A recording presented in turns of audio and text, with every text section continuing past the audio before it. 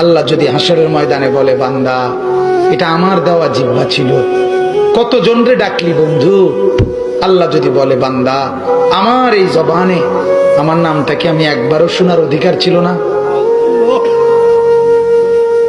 আমার এই কপালটায় আজকের সারাদিনে আমি একটা সেজদাও পাওনা ছিলাম না? আমার এই কানটায় আমি আল্লাহকে একটা বারো আজানের আওয়াজটা শোনার হক আমি পাওনা ছিলাম না? কি বলবি যুবক? হ্যাঁ মুসলমান, কি বলবো? বলো না বাপ, কি বলবো?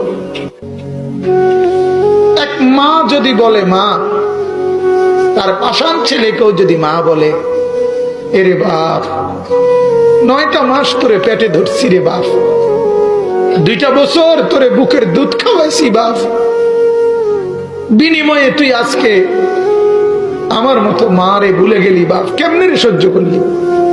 এই কথা বললে যত বড় পাষাণ ছেলেই হোক, সেও তো কিছুক্ষণের জন্য মাথাটা নোয়াই লাগবে।